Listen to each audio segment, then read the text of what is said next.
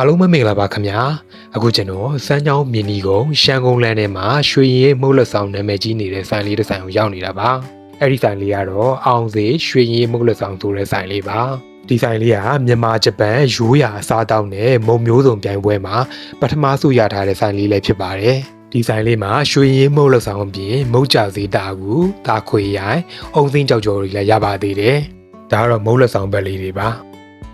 ဒါလေးတွေကတော့တာကူစီလေးတွေဒါကောင်းညင်ဒါအုံးတို့ကြောက်ကျော်ဒါတော့အုံးတို့ရေပါဒါလေးတွေကတော့ရွှေရင်ပွဲပြင်မိသားလေးတွေပါဒါအုံးသိန်းကြောက်ကျော်ဘူးပါဒါလေးကတော့တာခွေရိုင်ပြင်မိသားလေးတွေပါဒါကတော့ပါဆယ်အတွက်ဘူးတွေကိုမုတ်လက်ဆောင်ဘက်ထည့်တယ်တာကူစေးထည့်ပါတယ်ကောင်းညင်ထည့်တယ်ကြောက်ကျော်ထည့်ပါတယ်ပေါင်မုတ်ထည့်တယ်ရေခဲတုံးလေးတွေထည့်ပါတယ်အုံးတို့ရေထည့်တယ်နောက်ဆုံးမှာတော့နိုးစိမ်းလေးထည့်လိုက်ပါတယ်အားလုံးထည့်လို့ပြီးသွားပြီဆိုတော့ဖုံးပိတ်ပါတယ်ရွှေရင်ပါဆယ်လေးရပါပြီတာခွေရိုင်ပါဆယ်အတွက်ဘူးတွေကိုကောင်းချင်းငချိတ်လေးထည့်ပါတယ်အုံးသီးထည့်ပါတယ်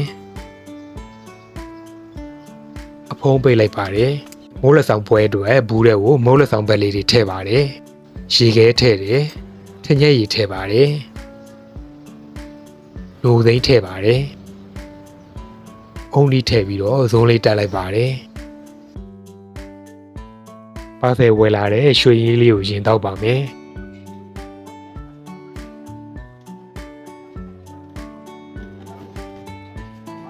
သူရတာချိုရဲနေတာမျိုးမဟုတ်ပါဘူးအီဖိမ့်ဖိမ့်ရတာလေးပါတောက်လို့ရှယ်ကောင်းပါတယ်အခုလိုနေရာဒီမှာအမောပြည့်ပြီးတော့ရင်ထဲအေးသွားတဲ့ရတာလေးပါအုံးသိန်းကြောက်ကြော်လေးစားပါမယ်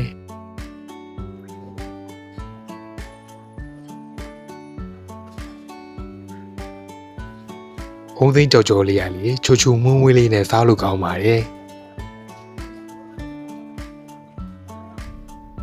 ဒါတော့ပါဆယ်ဝယ်လာတဲ့တာခွေရိုင်နဲ့မွက်လက်ဆောင်ပွဲလေးတွေပါတစ်မျိုးစီတောက်လို့ကောင်းပါတယ်ကျွန်တော်လိုပဲအခုလိုနေရာဒီမှာအမောပြေစီတဲ့ရွှေရည်နဲ့မွတ်လက်ဆောင်ပွဲလေးတွေတောက်ချင်တယ်ဆိုရင်တော့အခုဆိုင်လေးမှာဝင်တောက်ကြည့်ဖို့ recommend ပေးလိုက်ပါတယ်အဆုံးထိကြည့်ရှုပေးကြလို့အားလုံးကျေးဇူးတင်ပါတယ်ခင်ဗျာ